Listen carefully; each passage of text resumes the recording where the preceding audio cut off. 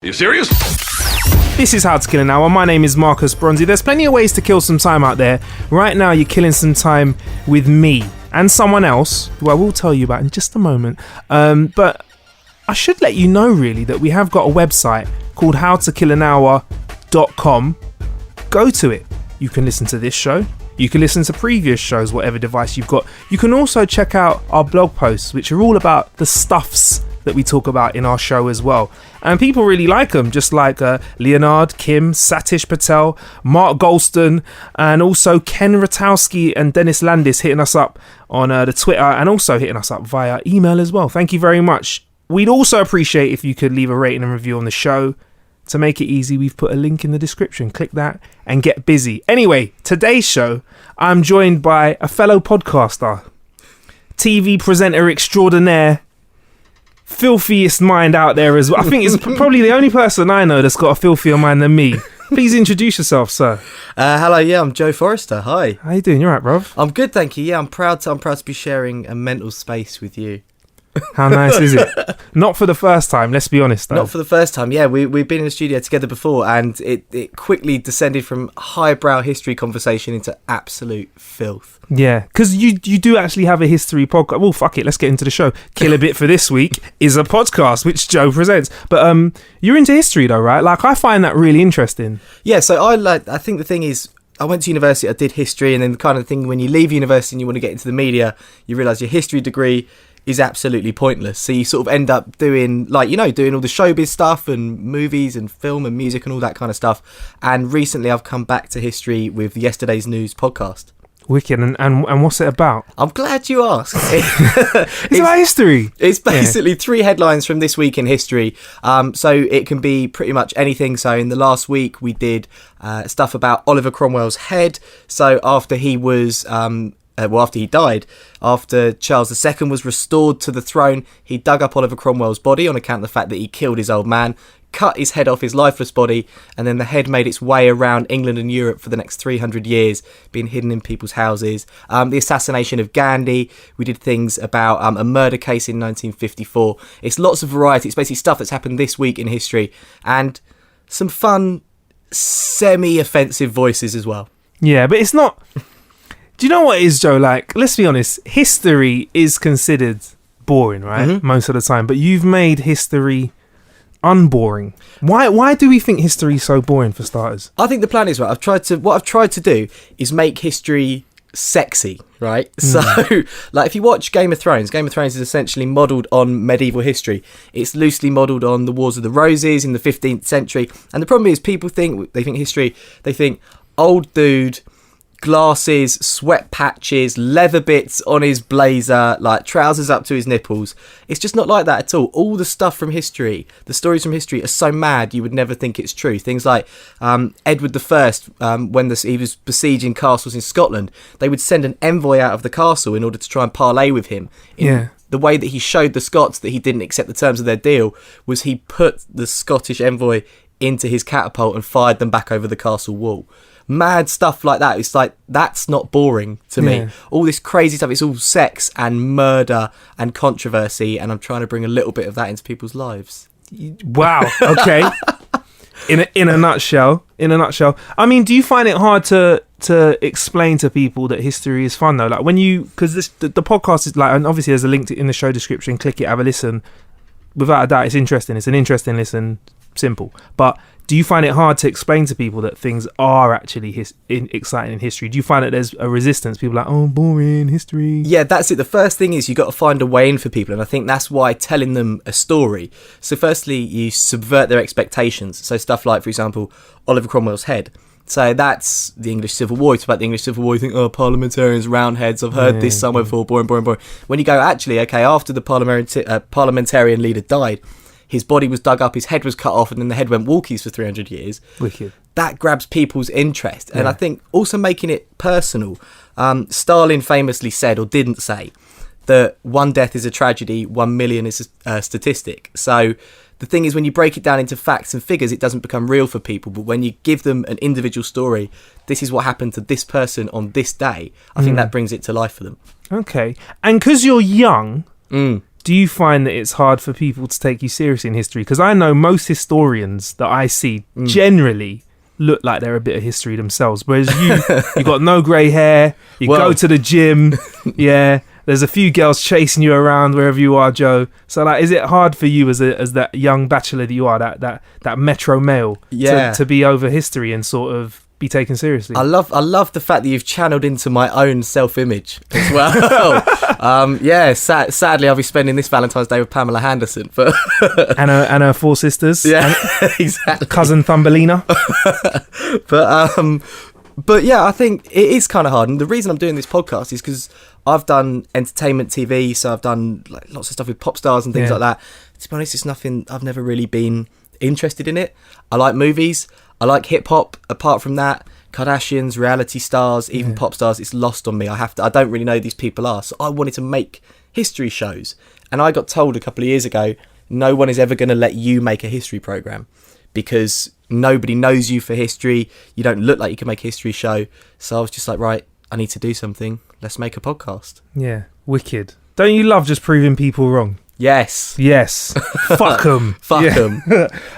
Right, so that's yesterday's news. And where can we find that, though? Where's the easiest way of us getting our hands on it, apart from the link that you can click in the show description? Exactly. So it's on iTunes. It's also on audioboom.com. So it's one of their regular featured podcasts. But also if you go to joeforrester.co.uk/podcast, all the episodes are there. Yeah, and you're on Twitter as well. You're a bit of a banterific guy as well. I see you tweeting about the show. Yeah. What's your Twitter as well? Let's get that out there now as well. Yeah, a few lols on Twitter, @Forrester_Joe. Yeah, man. Wicked. You also do TV as well, though. Like, you know, it's What's Up TV. It's a Sky TV show. What's that about? So What's Up TV is like a entertainment, magazine, arts and culture show. So I think if you look at it on the face of it, it kind of looks like a youth culture show. We do everything from pop stars and movie stuff all the way down to serious issues and poetry. So I've done 6 series of it now. It's currently on Sky One on Saturday mornings, and I used to do a lot. I used to get sent to do a lot of the sort of celeb interviews and stuff. So I did Krypton Conan, people like that, went and did Example. But then recently I've been trying to sort of do more of the hard-hitting stuff, I suppose. So did Talib Kweli and Akala, and had some good stuff with them about politics and culture and that sort of thing.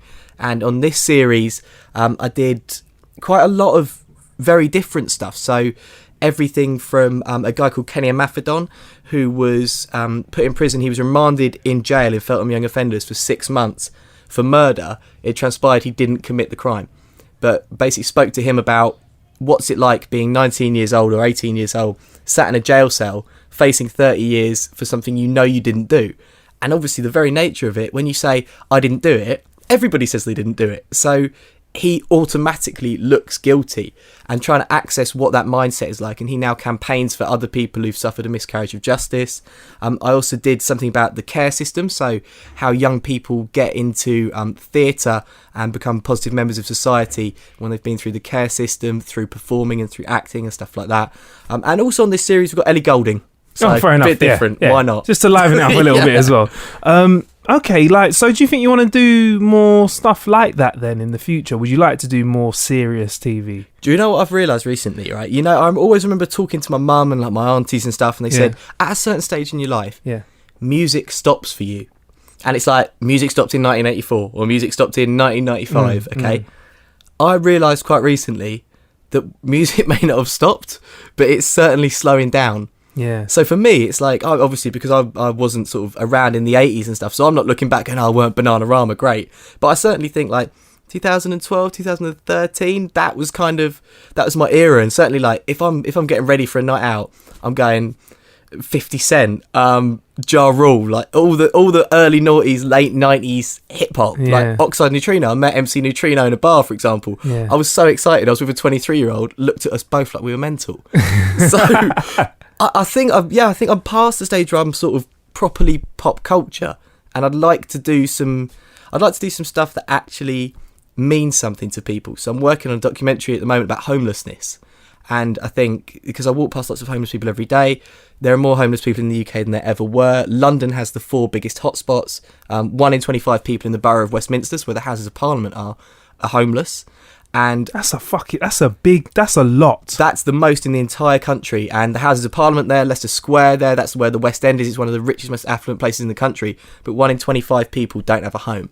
And most of those are sleeping on the street. A lot of those people are addicted to drugs or addicted to alcohol and have an incredibly tough existence. And yet, as a society, we walk past those people every day and ignore them.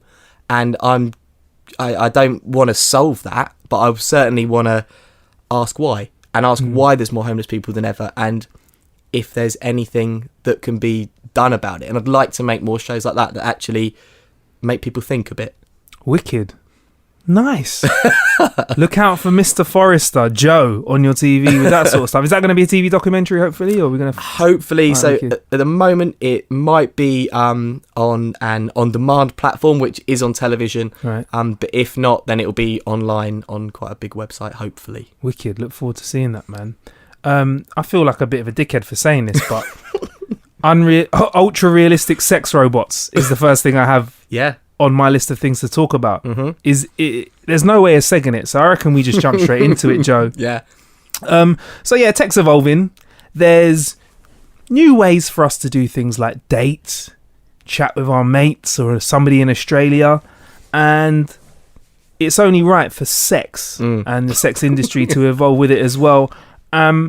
Sex robots and dolls have developed to the point where apparently they can fall in love with you now. Right. So launching in April 2017, Matt McMullen, the boss of cyborg brand Realbotics, is going to release a fleet of sex dolls that will be mind-blowing in bed, obviously, but also fall in love with you or connect with you with AI as well. Now, here's what Matt said. He said the emotional connections are the foundations of relationships, and that's what we'd like to simulate with our robots. It's emotions which add the X factor to sex. I think two people can meet in a bar, have sex in the same night, and not remember each other's names and say, well, that was fun.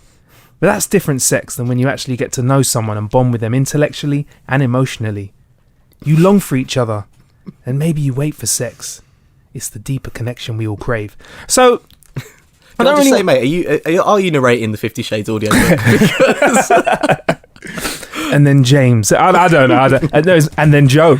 Yes. With the and then Joe. That's what it'd be. I'd love to. Yeah. But basically, yeah. So, I mean, I don't want to get too deep into the AI behind how these are going to fall in love with you, because I'm kind of imagining Siri straight away. But I mean, in terms of the advancement of sex dolls, do you think this is going to change the way that we date and stuff like that, or the way we look at sex? Because let's be honest, it seems like technology is moving in the direction where these dolls are kind of looking as good as the real thing and hopefully feeling as good as the real thing. Yeah, well, I'd just like to say that if I'm with a sex robot, I'm just in it for sex. I don't want an emotional connection.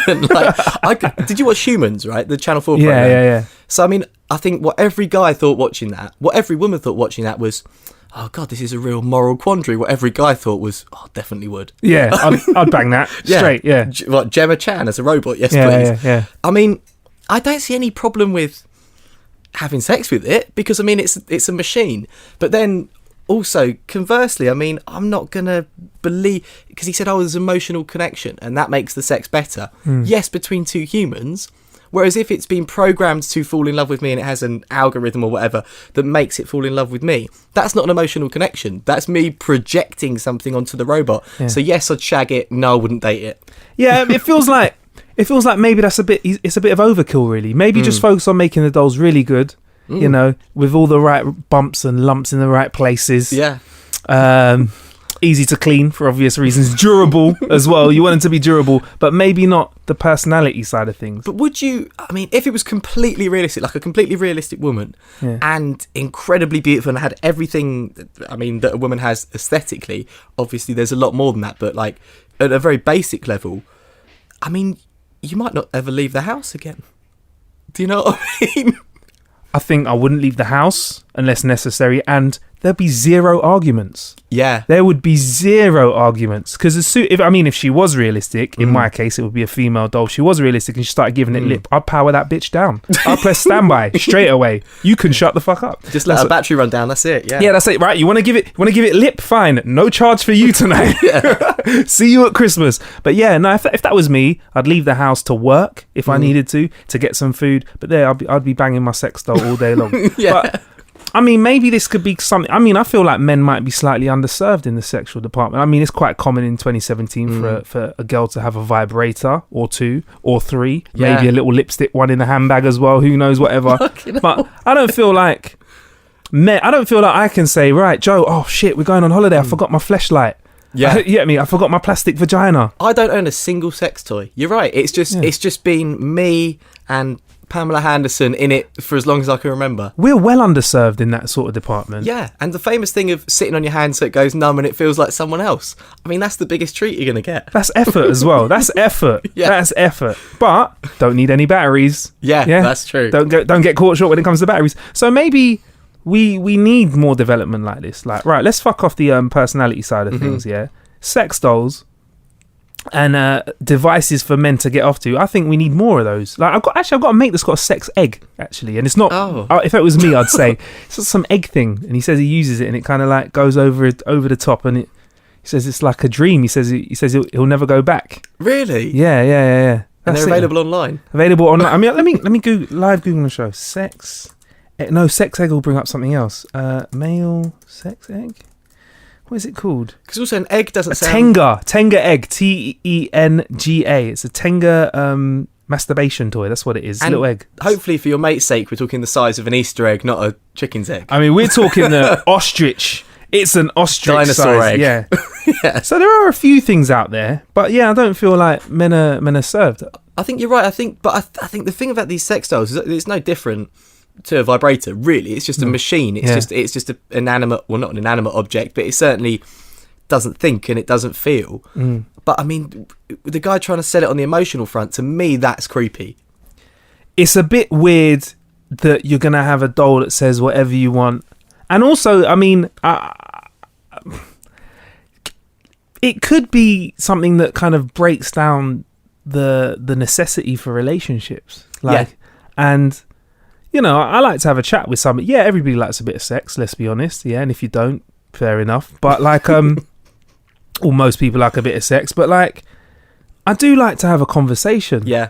I do like to have a conversation. If I knew I wasn't going to get one out of a doll, I'd be cool with it. But, you know, maybe if there's things like this, we might forget, like, in the same way that I feel like the generations now have kind of forgot what it's like to ask someone out on a date. You know, like going up to somebody like in a club, that doesn't happen as much anymore now. Now you go on Tinder and you swipe, and if they swipe back, that's it. That's the ice is broken. You're in there. You just don't fuck up from there, basically. But if you're trying to, and also if you meet someone in a club, I'm sad to say, you're trying to get them into an Uber.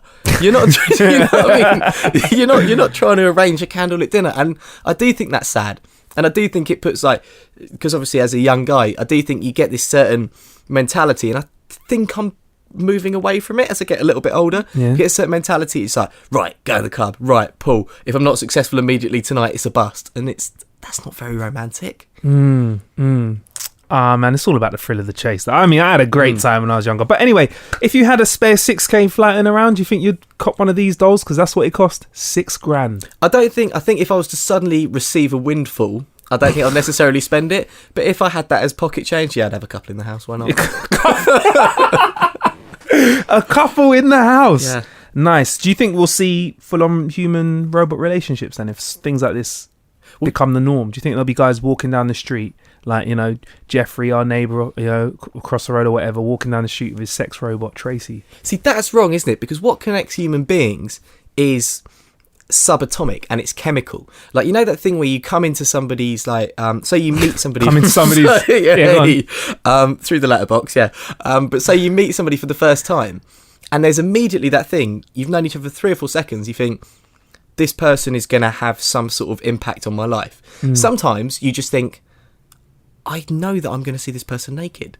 Like, you just have that immediate, like, or you just think, I really, without knowing anything about them or having even spoken to them, I know that I like this person. I'm interested in them much more than I am in most people. And they're like, I think the people that I've ended up dating long term, I've known within 3 or 4 seconds. That chemical, that exchange of pheromones and hormones and things, I don't think that can be replicated, and I think it's unhealthy for human beings to pursue it elsewhere. Oh, that's a very interesting point, Joe. But all I really heard there was that you have a spider sense for nakedness. You've met someone and gone, I'm going to see you naked. Yep. Has that really happened? Oh, be seeing those soon. Yeah. No, you have like, I honestly believe like you have this certain connection with some. You meet them and you think that it's chemistry. It's what people call chemistry. Yeah. But I mean, what that often translates to now in this promiscuous end of days that we live in is it often means you're going to see each other naked at some point. Yeah. All right, fair enough. I wish I had said the thing about Uber as well. Sound like a right pig. You sound like you know what you're doing. You see someone, gonna see you naked. Oh, gonna God. call. What are you doing? Calling an Uber. Yeah. What? Yeah, I'm Joe Forrester. Don't think you've heard about me. Yeah. Our driver's outside. Get in the van. Fancy being yesterday's news tomorrow? Yes. Well, anyway, that wraps up this episode of How to Kill an Hour. If you've liked it, Joe's going to be sticking around with us for a couple of more episodes. There's plenty of ways to kill some time out there. Thank you for killing some time. I've been Marcus Bronzy. I've been Joe Forrester. We're just warming up. Oh, I love it.